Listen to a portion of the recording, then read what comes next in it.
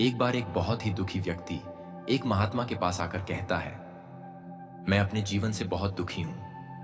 मैं अपनी बीवी बच्चों और अपने परिवार को भी खुश नहीं रख सकता। मैं अपने लिए भी कुछ नहीं कर पा रहा। कभी कभी तो मुझे अपनी जिंदगी को खत्म कर देने के भी ख्याल आते हैं।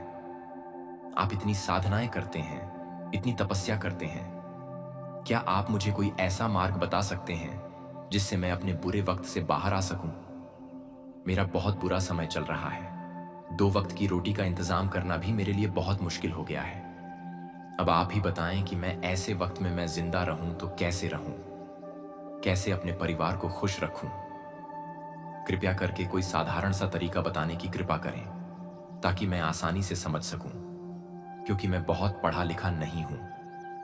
अगर आप बड़ी से बड़ी ज्ञान की बातें करेंगे तो शायद मैं कभी समझ भी नहीं पाऊंगा। यह सुनकर महात्मा ने मुस्कुराते हुए कहा कि तुम एक काम कर सकते हो। फिर महात्मा ने सामने की ओर इशारा करते हुए कहा कि उस ऊंची पहाड़ी पर एक मंदिर है और उस मंदिर के पास चींटियों का एक घर है जहां पर हजारों चींटियां रहती हैं। तुम्हें सुनने में बड़ा अजीब लगेगा, लेकिन वह चींटियां उस मंदिर की जमीन को खराब कर देती है, उस मिट्टी की उपजाऊ शक्ति को खत्म कर देती है, जिसके कारण वहां पर कोई भी पेड़ या कोई भी घास पनप नहीं पाती है। तुम मेरा एक काम करो, उसके बाद मैं तुम्हें तुम्हारे सवालों के जवाब दूंगा। तुम 7 दिन तक रोज उस पहाड़ी पर जाओ और उस चींटियों के घर को तहस नहस कर दो, उसको तोड़ दो। जब भी तुम्हें कोई चींटियों का घर दिखे मंदिर के आसपास तो उसे वहीं पर तहस नहस कर देना। लेकिन याद रहे, घर को तोड़ने में कोई भी चींटी मरनी नहीं चाहिए। इस बात को समझने का प्रयास करते हुए वह युवक वहां से चला गया। शायद उसको कुछ समझ में नहीं आया था कि महात्मा जी ऐसा क्यों करवा रहे हैं। तो वह उन चींटियों पर अन्याय कर रहे हैं, उनका घर तोड़वा रहे हैं, उन्हें नुकसान पहुंचा रहे हैं। आखिर कौन महात्मा ऐसा करेगा? लेकिन फिर भी उस महात्मा की बात मानते हुए वह अगले दिन से ही पहाड़ी पर जाना शुरू कर देता है। जब वह पहले दिन पहाड़ी पर पहुंचता है तो देखता है कि बहुत सारी चींटियां अपना खाना जुटाने में लगी हुई हैं। सारी चींटियां कतार से चल रही हैं और अनाज के छोटे छोटे कण उठाकर अपने घर में जमा करती जा रही हैं। यह देखकर पहले तो उस युवक का मन कमजोर पड़ गया। उसने सोचा कि यह इतनी मेहनत करके अपना घर भर रही है और मैं इनके घर को तबाह कर दूंगा तो इनको कितना बुरा लगेगा। लेकिन फिर उसने उस महात्मा की बात याद करते हुए उस घर को तोड़ना शुरू कर दिया। जल्द ही चींटियों में हाहाकार मच गया। वह इधर उधर दौड़ने लगी। अभी तक जो कतार से चल रही थी अब वह बिखर गई और इधर उधर अपनी जान बचाने के लिए भागने लगी। थोड़ी देर में घर टूट गया और सारी चींटियां इधर उधर छुपने के लिए भाग चुकी थी। यह करने के बाद वह युवक दुखी मन से वापस अपने घर पर लौट आया। उसका मन परेशान था, दुखी था, पश्चाताप से भरा हुआ था। फिर उसने अपने बिस्तर पर रात में लेटे लेटे ही सोचा कि अब तो उन चींटियों का घर तबाह हो चुका है। अब वहां वापस जाने का क्या फायदा होगा, क्योंकि चींटियों का घर तहस नहस करने के लिए महात्मा जी ने कहा था। जो मैं कर चुका हूं, लेकिन फिर कुछ सोचकर अगले दिन उसने फिर से जाने का निश्चय किया और अगले दिन सुबह सुबह उठकर वह वापस उसी पहाड़ी पर पहुंच जाता है। पहाड़ी पर पहुंचकर वह उसी जगह पर पहुंचता है जहां पिछले सुबह उसने उस घर को तहस नहस कर दिया था। लेकिन वह यह देखकर चौंक जाता है कि उन चींटियों ने फिर से अपना घर उसी जगह पर बना लिया था और अब वह फिर से अपने घर के लिए सामान इकट्ठा करने में जुटी हुई थी। उस आदमी को देखकर लगा कि यह चींटियां कितनी मूर्ख हैं। इनको पता है कि कल ही इनका घर इसी जगह पर तबाह किया गया था और उसी जगह पर उन्होंने अपना नया घर भी बना लिया। और यह सोचकर वह आदमी हंसने लगा। लेकिन फिर से महात्मा की बात याद करते हुए उसने उन चींटियों का घर फिर से तबाह करना शुरू कर दिया। फिर से उन चींटियों में हलचल मच गई और थोड़ी देर में वह चींटियां इधर उधर अपनी जान बचाने के लिए भागने लगी। कुछ ही देर में उनका घर फिर से नष्ट हो गया और वह युवक थोड़ा संतोष के भाव से कि इस बार तो मैं अच्छी तरह से उस घर को तबाह कर दिया है, अब तो वह चींटियां यहां पर अपना घर बना ही नहीं पाएंगी। इसीलिए जाने से पहले उसने उस घर पर ठंडा पानी भी डाल दिया ताकि चींटियां वहां पर अपना घर ना बना सकें। और इस तरह अपना कर्म पूरा करके वह युवक फिर से अपने घर लौट आया। आज रात में सोते वक्त फिर से वह युवक यही सोच रहा था कि क्या महात्मा यह सही काम करवा रहे हैं। क्या किसी का घर तबाह करना किसी सिद्ध पुरुष को शोभा देता है? क्या हो, अगर वह महात्मा सिद्ध पुरुष हो ही ना क्या होगा? अगर वह मुझे बेवकूफ बना रहे हो, लेकिन फिर उसने निश्चय किया कि मैं अपने काम को पहले पूरा कर लेता हूं। उसके बाद ही पता चलेगा कि महात्मा मुझसे ऐसा क्यों करवा रहे थे। और यही सोचकर वह रात में सो जाता है। अगले दिन सुबह उठकर वह फिर से उसी पहाड़ी की ओर निकल जाता है। पहाड़ी पर पहुंचकर वह उसी जगह पर पहुंचता है जहां पर उसने उनके घर को तबाह कर दिया था, और वह यह देखकर खुश हो जाता है कि वहां पर कोई भी घर नहीं था। सारी चींटियां वहां से भाग चुकी थीं। अब उसने सोचा कि अब मेरा रोज रोज आने का क्या फायदा होगा, क्योंकि चींटियां तो अपना घर बदल चुकी हैं और महात्मा जी ने मुझे 7 दिन आने के बाद कहा था, लेकिन आज तो तीसरा ही दिन है। अब बाकी 4 दिन वापस आने का क्या फायदा होगा? और यही सोचकर उसने निश्चय किया कि यहां से वह सीधा उसी महात्मा के पास जाएगा और उनको यह सारी खबर बता देगा। जब वह वापस मुड़कर उस पहाड़ी से उस महात्मा की कुटिया की तरफ जाने लगा, तभी अचानक उसकी नजर एक और घर पर पड़ी जो कि चींटियों का ही बनाया हुआ था।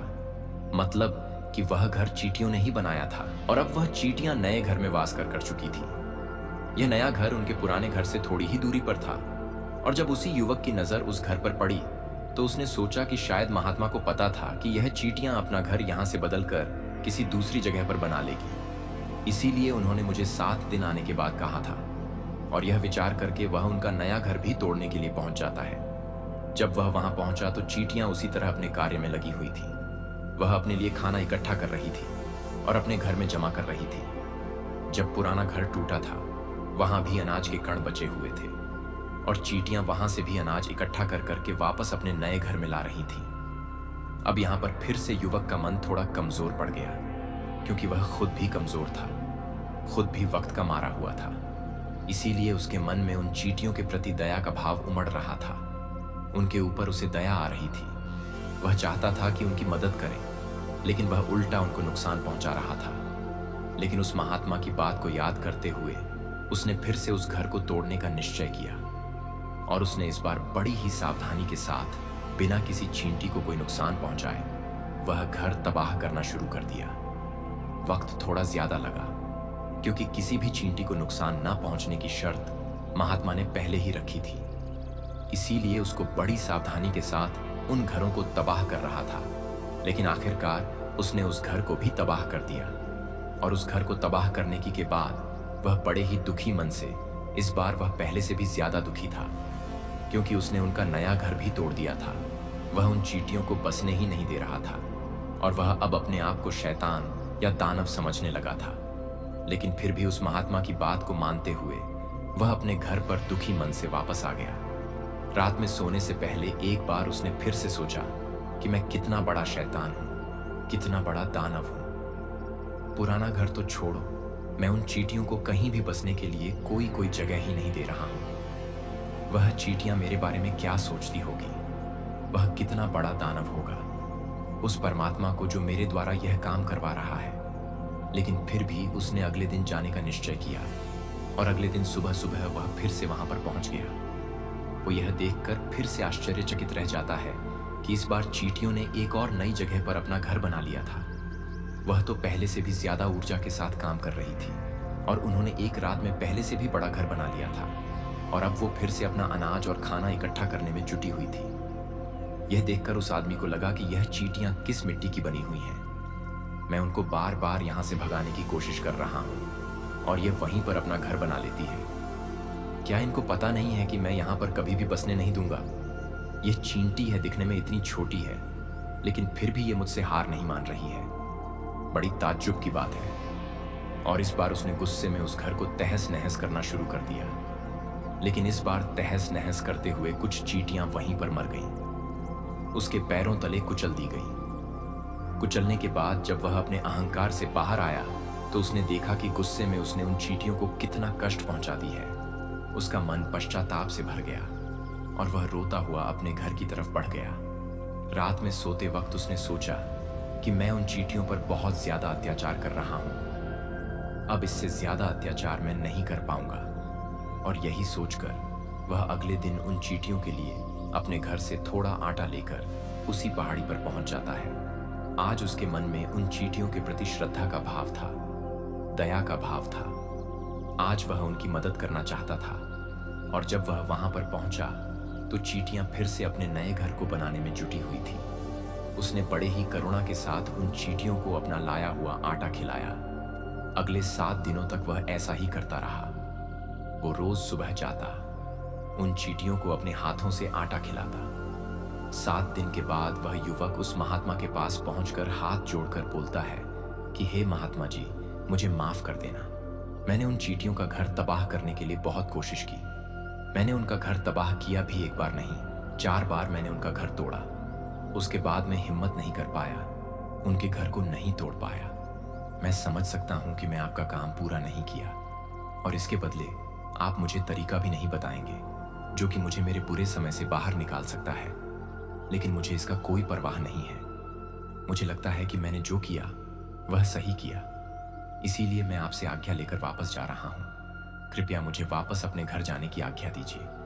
यह सुनकर महात्मा ने मुस्कुराते हुए कहा कि अरे बेटा, कहाँ चल दिए, रुको तो सही, जलपान तो कर लो, थोड़ी देर ठहर जाओ, उसके बाद चले जाना। और यह कहकर वह महात्मा उस युवक के लिए पानी लेकर आते हैं।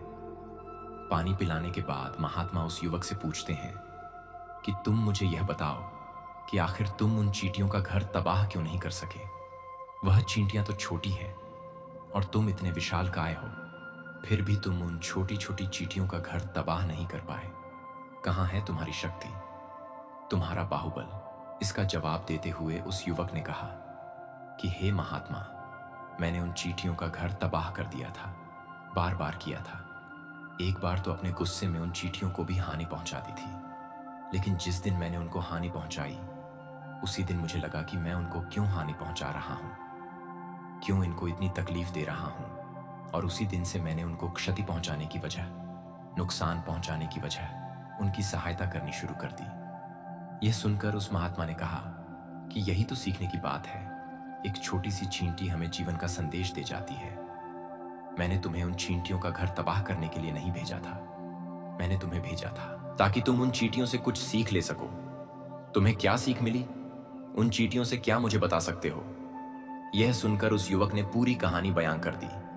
पूरी कहानी सुनने के बाद महात्मा ने मुस्कुराते हुए कहा कि बेटा, पहली सीख जो इन चींटियों से ले सकते हैं वो यह थी कि तुमने कितनी ही बार उनके घर को तोड़ने की कोशिश की, कितनी ही बार प्रयास किया कि उनके घर तबाह हो जाए, लेकिन वह हर बार अपना नया घर बना लेती थी। उन्होंने कभी भी हार नहीं मानी। अगर वह हार मान लेती तो वह चींटियां तुम्हें वहां पर नहीं मिलती। जीवन कार्यशील का नाम है, लेकिन हम मनुष्य 1-2 बार हार मिलने पर ही टूट जाते हैं, हताश हो जाते हैं और फिर जीवन में प्रयास ही नहीं करते। और कुछ लोग तो अपनी जिंदगी को खत्म करने को उतारू हो जाते हैं। लेकिन जानवरों में तुमने एक बात देखी होगी कि वह अपना जीवन खुद से कभी खत्म कर ही नहीं सकते हैं। तुमने कभी नहीं सुना होगा कि किसी जानवर ने आत्महत्या कर ली, चाहे वह जानवर कितना भी भूखा क्यों ना हो, कितना ही दुखी क्यों ना हो। लेकिन वह अपने जीवन के लिए हमेशा संघर्ष करता रहता है। लेकिन वही दूसरी तरफ हम मनुष्य 1-2 बार हताश होने पर ही अपना जीवन खत्म कर लेते हैं। जीवन तो कर्मशील होता है। कर्म करने का नाम है जीवन और मृत्यु। आखिरी विश्राम है, परम विश्राम है। इसीलिए मृत्यु से पहले कर्म करना कभी मत छोड़ना, क्योंकि मृत्यु के बाद तो तुम परम विश्राम में चले ही जाओगे। तो उससे पहले कर्म करना क्यों छोड़ रहे हो, क्यों हताश हो रहे हो? अगर तुम्हारा एक घर टूट गया है तो दूसरा घर बनाने का प्रयास करो, कोशिश करो। और कोशिश करने वालों की कभी हार नहीं होती। ये तुम उन चींटियों से देख चुके हो। देखने में तुमसे कितनी छोटी है वह चींटियां और तुम इतने बड़े हो, लेकिन उनका मन तुम्हारा मन से इतना बड़ा है, इतना विशाल है, इतना दृढ़ संकल्प है कि इतनी बार घर टूटने पर भी उन चींटियों ने कभी हार नहीं मानी। दूसरी सीख यह है कि जब भी हमारे ऊपर बुरा समय आता है, हमें लगता है कि यह समय कभी भी नहीं जाएगा, यह समय मेरे जीवन को बर्बाद कर देगा, मुझे कभी नहीं जीने देगा। और अपने इन्हीं ख्यालों से, अपने इन्हीं विचारों से, जिसका असलियत में कोई भी अस्तित्व नहीं है, वह सिर्फ विचार है, और वही विचार हमारे मन को दुखी कर देती है और इसीलिए हम प्रयास करना भी छोड़ देते हैं। लेकिन तुम खुद सोचो कि बार बार प्रकृति हमें क्षति पहुंचाएगी, नुकसान पहुंचाएगी। लेकिन कब तक पहुंचाएगी? अगर हम बार बार फिर से उठ के फिर से नया प्रयास करते रहेंगे तो प्रकृति भी हमारे सामने घुटने टेक देगी और वह भी एक दिन हमारे ऊपर दयावान हो जाएगी, कृपालु हो जाएगी और वह हमें सब कुछ देने लगेगी जिसकी हमने कभी कामना की थी। तुमने खुद देखा कि तुम उन चींटियों को तबाह करने के लिए पहुंचे थे, लेकिन बाद में तुम ही उन चींटियों को अनाज और आटा देने लगे। तुम ही उन पर कृपालु हो गए। क्यों हुए? क्योंकि तुमने देखा कि वह चींटियां हार ही नहीं मान रही हैं। इसी तरह अगर तुम भी अपने जीवन में कभी हार नहीं मानोगे तो एक ना एक दिन यह प्रकृति तुम्हें वह सब कुछ देगी जो तुम अपने जीवन में पाना चाहते थे। इसीलिए 2 सीख याद रखना, कर्मशील कार्य करते जाना, और दूसरा कि एक ना एक दिन प्रकृति तुम्हारी उस कर्म का परिणाम तुम्हें जरूर देगी। तो दोस्तों, मैं आशा करता हूं कि आपको इस वीडियो से काफी कुछ सीखने को मिला होगा। तो दोस्तों, इस वीडियो को लाइक करके एक प्यारा सा कमेंट करें और चैनल को सब्सक्राइब जरूर कर ले। मिलते हैं फिर से अगले वीडियो में, तब तक के लिए धन्यवाद।